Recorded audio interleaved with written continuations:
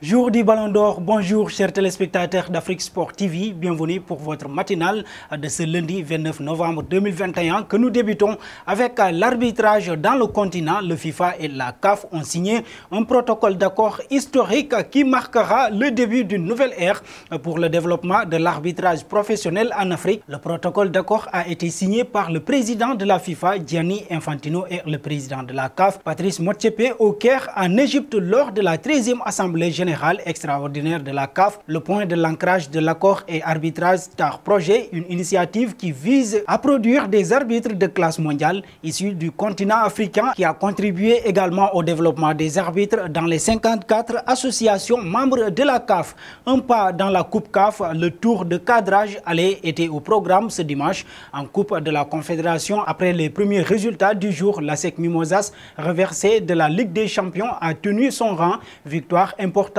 aussi du stade malien, 1-0 à domicile contre les Libyens d'Al Ahli Tripoli. Demi-finaliste de la précédente édition, Coton Sport s'est contenté d'un match nul en Mauritanie sur le terrain de Nouadhibou. Plus de difficultés que prévu en revanche pour les Algériens après la JS Kabylie battue 1-0 en Eswatini par Royal Léopard. L'autre représentant, la JS Saoura, s'est mise en difficulté en chutant 2-0 au Ghana. Maniema Union s'est mis en danger en s'inclinant 1-0 à domicile contre le Pyramide FC, tandis que le DC Motemba Pembe est tombé de haut en perdant 2-0 au Niger.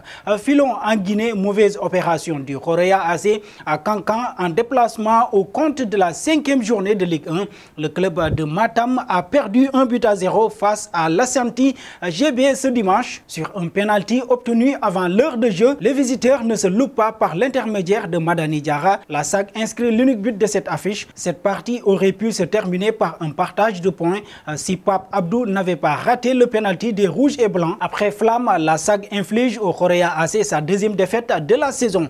Parlons du Ballon d'Or. C'est ce lundi 29 novembre 2021 que sera révélé le nom du Ballon d'Or 2021 à l'issue de la soirée organisée au centre de la capitale qui sera sacrée. Les rumeurs pensent à Lionel Messi chez les bookmakers anglais qui s'intéressent depuis déjà plusieurs mois au sujet. L'actuel attaquant du PSG a toujours été le favori puisqu'il n'y a pas eu de trophée en 2020 en poussant plus loin le palmarès de ce Ballon d'Or 2021. Voici ci-dessous ce que sera le palmarès final de cette édition à quelques exceptions changeantes selon les opérateurs. Mais le trio des lauréats que compléterait l'attaquant du Bayern Munich, Robert Lewandowski, et celui du Real Madrid, Karim Benzema, est partout le même. Filon aux côtés de Neymar après sa sortie sur Séville ce dimanche lors de la victoire du Paris Saint-Germain à Saint-Etienne, 3-1. Dans le cadre de la 15e journée de Ligue 1, Neymar a posté un message sur les réseaux sociaux. Touché à une cheville après une mauvaise réception sur un tackle d'Ivan Mohan, l'attaquant du PSG promet de revenir plus fort. Il faut récupérer. Malheureusement, ces choses font partie de la vie d'un athlète. Il faut relever la tête. C'est parti, je reviendrai plus fort, a écrit le Brésilien sur Instagram. Le Riverdé passera des examens ce lundi pour connaître la nature exacte de sa blessure et la durée de son indisponibilité.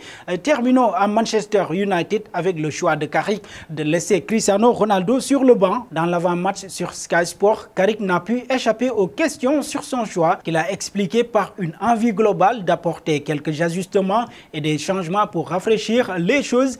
Anthony Martial et Donny van de Beek sont aussi sur le banc. Cristiano Ronaldo est le nom que vous notez le plus. J'ai eu une bonne conversation avec Cristiano Ronaldo et il a été super, a assuré Carrick avant de faire en sorte de déminer tout problème. CR7, c'est une décision de choisir une équipe. Nous n'avons pas besoin de plus de drame que cela. Tous ceux qui sont sortis de l'équipe ont été formidables, y compris Cristiano Ronaldo, et ont soutenu les garçons, a assuré Carrick. Et nous arrivons au terme de cette matinale que nous bouclons avec la question du jour. Pourquoi Michael Carrick n'a pas participé au Mondial 2002? Vos réponses seront attendues en commentaire. Merci et bon début de semaine à tous.